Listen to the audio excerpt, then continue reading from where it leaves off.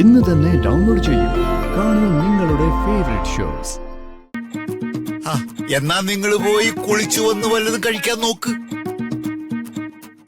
തീർത്ഥാടനത്തിന് പോകേണ്ടതല്ലേ? വല്ലതും നന്നായിട്ട് കഴിക്കും. അധ്വാനിക്കാതെ കഴിക്കുമ്പോ ആരോഗ്യം നന്നായി കൂടും.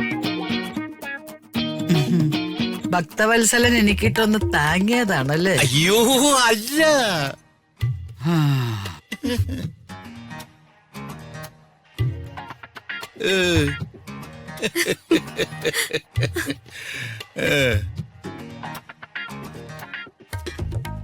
ഭർത്താവിനെ വിശ്വസിക്കരുത്, അമ്മായിമ്മയും നാത്തുമാരുമുള്ള വീട്ടിലേക്ക് കല്യാണം കഴിച്ച് പോവരുത്.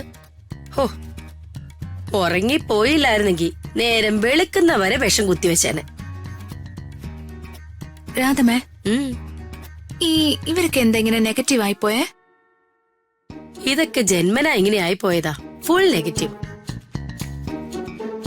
ദൈവമേ, എന്റെ പ്രിയമോളെ സമ്മതിക്കണം. ഇവരോട് മല്ലിട്ട് നിൽക്കണമെങ്കിലേ ചില്ലറ കഴിവൊന്നും പോരാ. ചേച്ചിയുടെ അടുത്തെ ഇവരുടെ ഒരു അടവും ചെലവാവില്ലെന്ന് തോന്നുക. അത് ഇവിടെ ആയതുകൊണ്ട്. അവരുടെ വീട്ടിലോ മറ്റോ ആയിരുന്നെങ്കിലേ സ്വസ്ഥ കൊടുക്കൂ.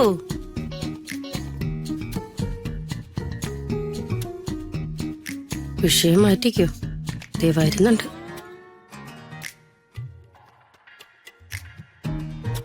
ചില പലഹാരങ്ങൾ ഉണ്ടാക്കാൻ മോള് പഠിക്കണം. അതൊക്കെ രാധമ്മ പഠിപ്പിച്ചു തരാം. ശരി രാധമേ, എനിക്കെല്ലാം പഠിപ്പിച്ചു തരണം. കൃതിക എപ്പോഴാ എഴുന്നേറ്റത്? ഞാനൊരു 6 മണിയാവും. പിന്നെന്താ ഈ ഭക്ത ഈ സ്വാമിയെ വിളിക്കാതിരുന്നത്? സ്വാമിനി നല്ല ഉറക്കായിരുന്നു, ശല്യപ്പെടുത്തണ്ടെന്ന് കരുതി. അതുമല്ല, എനിക്കിന്നലെ ഉറങ്ങാനേ പറ്റിയില്ല. എന്തു പറ്റി? മനസ്സിൽ വല്ല ദുഷിച്ച ചിന്തകളും ഉണ്ടായോ? വല്യമ്മ ഭയങ്കര കൂർക്കം വലിയായിരുന്നു. ഈ ട്രെയിൻ പോകുന്ന ശബ്ദത്തിലാ കൂർക്കം വലി. അല്ല, അത് വലിയ മുനിമാരും സന്യാസിമാരും ഒക്കെ അങ്ങനെ കൂർക്കം വലിക്കും. രാധമ്മേ, വേഗം വെള്ളം ചൂടാക്കൂ. എനിക്ക് സ്നാനം ചെയ്യണം. എന്തോന്ന് സ്നാനം? സംസ്കൃതം അറിയില്ലല്ലേ? കുളിക്കണം അതല്ലേ? അതെ, എന്നിട്ട് വേണം എനിക്ക് പൂജ ചെയ്യാൻ. ഇവിടെ വെള്ളം ചൂടാക്കാനേ അടുപ്പൊഴിവില്ല. വ്രതം എടുക്കുന്നവരൊക്കെ ശുദ്ധിയോടെ കുളിക്കേണ്ടതേ വല്ല അമ്പലക്കുളത്തിൽ വാ. അമ്പലക്കുളത്തിൽ പോയി മുങ്ങ്. ചെല്ല.